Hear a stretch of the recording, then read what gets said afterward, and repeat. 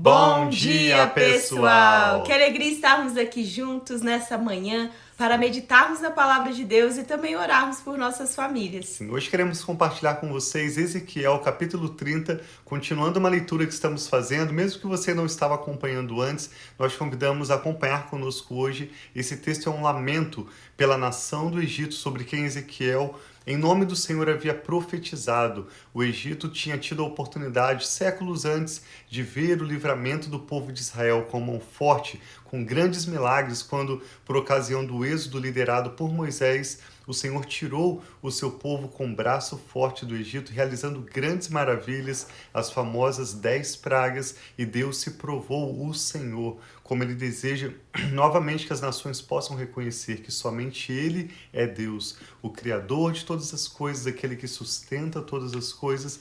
E nós vamos ver nesse texto como o Egito, apesar de toda a experiência de conhecer a Deus, tanto através das suas maravilhas como através do povo de Israel, eles não se arrependeram, eles não mudaram o seu coração, mas eles continuavam vivendo na velha vida. A dinastia dos faraós, por exemplo, é conhecida pela sua imposição sobre o povo, se apresentavam como se fossem deuses. Nós lemos um texto de ontem que inclusive o rio Nilo, eles diziam que eles tinham criado, que era propriedade deles. E o Senhor prometeu então julgar o povo do Egito e o seu faraó. Inclusive hoje nós vamos continuar essa leitura com um lamento pelo Egito, escrito pelo profeta Ezequiel. Te convidamos a meditar conosco e ao final dessa leitura queremos orar pelas nossas famílias, pela sua família também. Sim, então vamos orar pedindo ao Senhor para abrir o nosso entendimento, que tudo aquilo que Ele tem para revelar a nós hoje, nós possamos receber. Cada um de nós temos sempre algo novo a aprender de Deus, Sim. Sempre algo novo a receber. E talvez hoje você venha aqui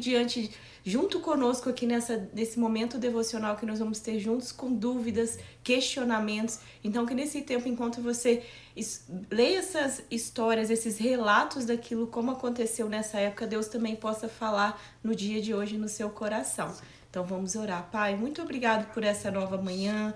Obrigada, Pai, por sempre estar conosco e estar atento, Pai, à nossa voz. Então nós clamamos a Ti e te pedimos. Nós queremos, Pai, ouvir a Tua voz. Nós queremos ter as Tuas revelações. Nós queremos receber as Tuas direções e receber tudo aquilo que o Senhor tem para nós nesse dia. Tira toda a distração, tira toda a ansiedade, todo o medo, tudo aquilo que nos atrapalha, Pai, estar sensíveis à Tua voz e que nós possamos receber, Pai, a Tua palavra e receber os Teus ensinamentos e direcionamentos para esse dia. Em nome de Jesus, amém. Diz assim então, Ezequiel capítulo 30. Esta palavra do Senhor veio a mim, filho do homem, profetiza e diga que assim diz o soberano Senhor. Lamentem e digam, ai daquele dia, pois o dia está próximo, o dia do Senhor está próximo. Será dia de nuvens, será o tempo das nações.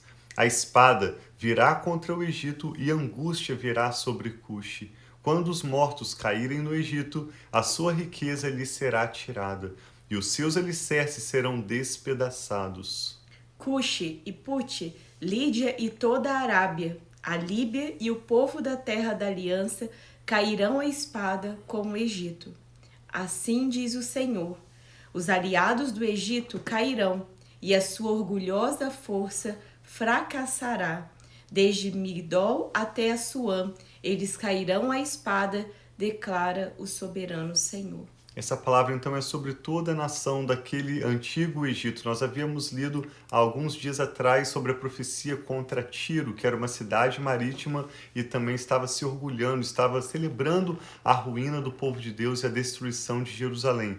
Aqui, para uma dimensão ainda maior, o profeta é ordenado pelo Senhor a profetizar sobre várias cidades, como mencionou aqui apenas alguns exemplos, Migdol, desde Migdol até Assuã. O Egito, então, era toda aquela nação repleta, populada por muitas famílias e composta de muitas cidades.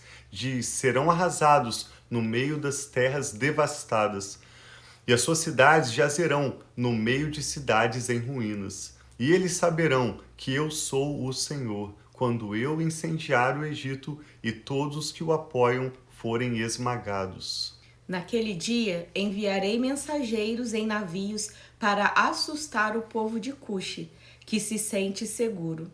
A angústia se apoderará deles no dia da condenação do Egito, pois é certo que isso acontecerá. Sim, um dos motivos pelo qual então o Egito, essas cidades, inclusive nações ao redor, seriam julgados pelo Senhor quando Deus mostraria o seu poder, é por causa da segurança, falsa segurança da qual eles desfrutavam, confiando orgulhosamente na sua própria riqueza, nos seus relacionamentos e nas suas alianças militares. Inclusive o próprio povo de Deus, o povo da região de Jerusalém, de Judá, no período do profeta Isaías, Jeremias, até um pouco mais adiante, quando o profeta Ezequiel viveu, estavam olhando para o Egito como uma esperança de salvação, enquanto os profetas do Senhor lhes davam palavras de arrependimento e os orientavam acerca do que Deus tinha de planos futuros para eles, eles não queriam ouvir, mas voltando as costas para o Senhor, eles confiavam no Egito e eles tinham essas alianças militares, esses relacionamentos e a sua própria riqueza nos quais eles confiavam. No verso 10 diz: assim diz o soberano Senhor: darei fim à população do Egito, pelas mãos de Nabucodonosor, rei da Babilônia. Ele e o seu exército, a mais violenta das nações, serão levados para destruir a terra. Eles empunharão a espada contra o Egito e a terra se encherá de mortos. Eu secarei os regatos do Nilo e venderei a terra a homens maus. Pela mão de estrangeiros, deixarei arrasada a terra e tudo o que nela há. Eu, o Senhor, falei. Assim diz o soberano Senhor: destruirei os ídolos e darei fim às imagens que há em Mênfis. Não haverá mais príncipe no Egito, e espalharei medo por toda a terra. Arrasarei Patros, incendiarei Zoan e infligirei castigo a Tebas. Derramarei a minha ira sobre Sim e a fortaleza do Egito, e acabarei com a população de Tebas. Incendiarei o Egito. A cidade de Sim se contorcerá de agonia. Tebas será levada pela tempestade. Mênfis estará em constante aflição.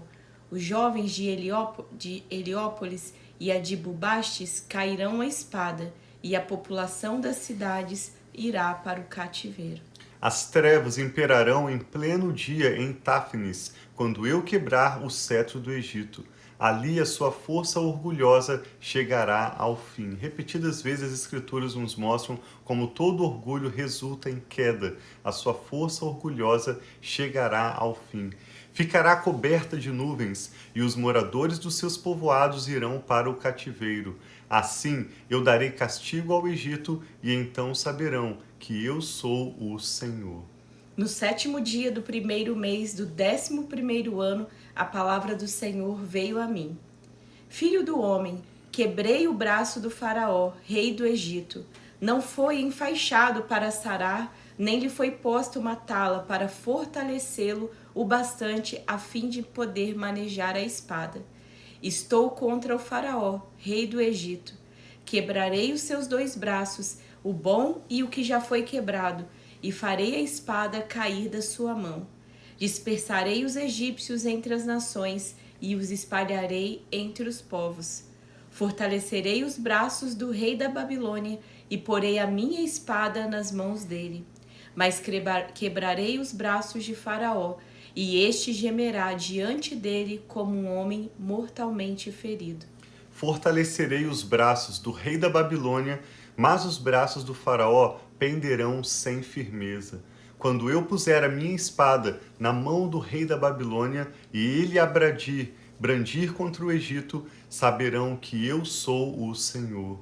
Eu dispersarei os egípcios no meio das nações e os espalharei entre os povos. Então eles saberão que eu sou o Senhor. Esse é o capítulo 30 de Ezequiel, concluindo essas palavras sobre o Egito, e nós vemos como o Senhor continua prometendo juízo e como será ruim a consequência para aqueles que têm escolhido uma vida orgulhosa, uma vida à parte dos caminhos do Senhor. Deus deseja se revelar a todas as nações. Foi para isso que ele chamou o povo de Israel, para que através dos descendentes de Abraão, de Isaac, de Jacó, famílias de todas as nações fossem abençoadas. Mas nós estamos lendo o profeta Ezequiel, que viveu num contexto em que o povo de Israel estava não sendo um bom exemplo, mas um mau exemplo para as nações ao redor. Nós lemos profecias sobre Tiro, nós lemos sobre os povos amonitas, moabitas, edomitas e outros povos ao redor que estavam todos vivendo em um pecado, em uma vida desesperadamente inconsequente, tamanha era a violência, a maldade naqueles dias, a idolatria, e o Senhor prometia julgamento. E o Senhor escolheu Nabucodonosor, o império da Babilônia, naquele contexto, para ser um instrumento nas mãos dele. Nós vamos ver depois como Nabucodonosor e Babilônia também sofreram consequências por usarem mal o nome do Senhor, do poder, da influência que lhe foram dados, mas por um momento Deus havia escolhido o império, o reinado da Babilônia, de Nabucodonosor, para inclusive proteger o seu povo. Nós lemos antes dessa leitura de Ezequiel o livro de Jeremias, também o livro de Isaías, e nós vimos como repetidas vezes, quando o povo, a liderança, foi buscar uma orientação de Deus, o Senhor, através dos seus servos, os profetas, os orientou. Nesse momento, vocês devem ir para a Babilônia e se render ao rei Nabucodonosor. E aqueles que foram, como o profeta Ezequiel, estiveram bem, desfrutaram inclusive revelações novas de Deus, o cuidado de Deus, mas aqueles que resistiram à palavra de Deus, por mais estranha que ela fosse, aqueles que não compreenderam, mas também não se renderam humildemente à palavra de Deus, sofreram, inclusive junto com as nações ao redor, nas quais eles confiavam e achavam que seria alguma esperança para eles. A verdade é que a nossa esperança verdadeira, satisfação, plenitude de vida está somente no nosso relacionamento pessoal com Deus. É por isso que eu e a Rafa temos compartilhado das Escrituras Sagradas, mesmo alguns textos que parecem de entendimento um pouco mais difícil, nós temos visto como Deus revela a sua soberania, a sua justiça e também a sua presença e cuidado com o seu povo.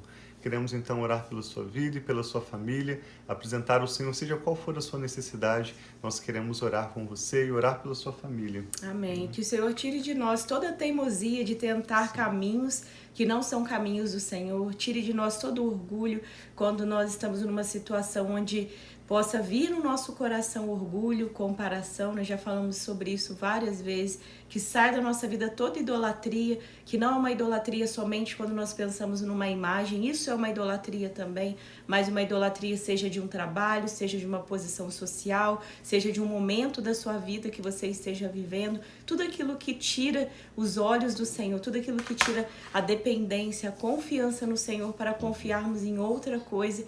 Então que a nossa vida esteja realmente quando nós olhamos para Deus e esperamos essa direção e vamos ver qual é esse caminho, porque nesse momento, como o Tiago disse, o momento era para eles estarem na Babilônia e permitir aquele momento, mas eles escolhiam outros caminhos, outras maneiras e estavam seguindo os seus próprios caminhos. E quem que guia os nossos caminhos é o Senhor. E tem uma palavra que nós sempre falamos aqui, né? E a palavra do Senhor, a Bíblia que nós estamos lendo aqui, ela é lâmpada para os nossos pés e luz para o nosso caminho. Então, através da palavra de Deus, através de conhecer os princípios, os valores, aquilo que Deus pensa, como Deus trabalha com o seu povo, a cada dia que nós vamos aprendendo mais disso, nós vamos conhecendo mais sobre o coração de Deus. Talvez uma situação que antes era confusa de entendimento para nós, uma situação que aconteceu na nossa vida, ou que nós podemos ver na vida de um familiar ou de um amigo, nós começamos a compreender melhor os caminhos que Deus trabalha.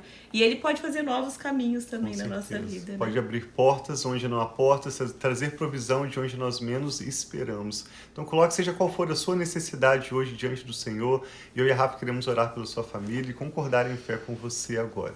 Amém.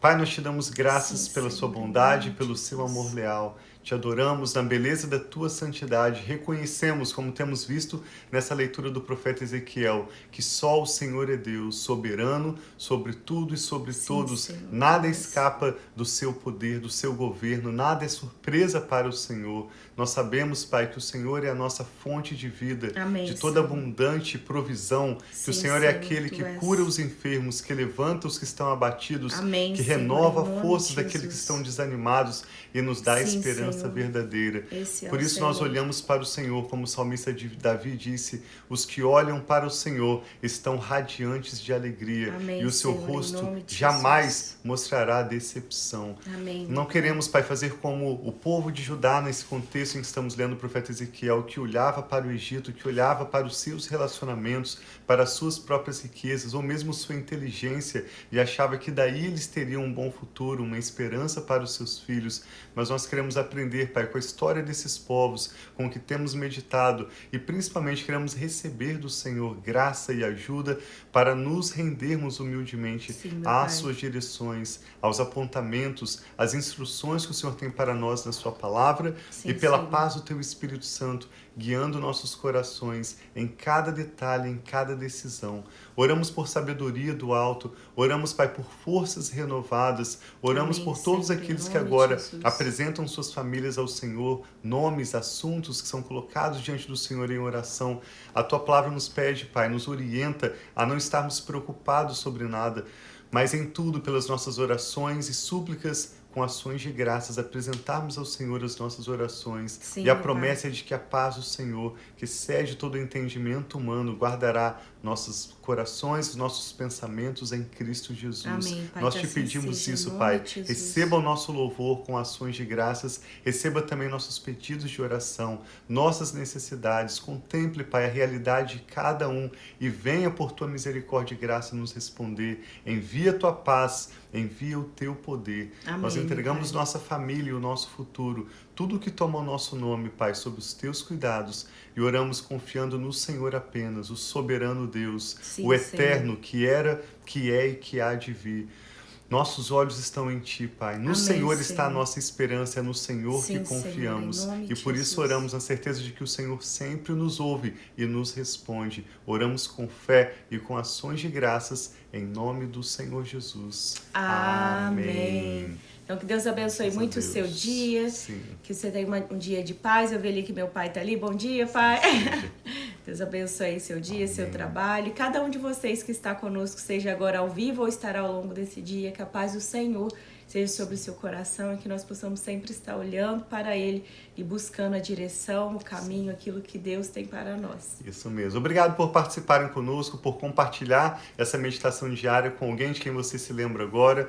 Deus abençoe muito a sua família, o seu dia. Nós amamos vocês. Um abraço.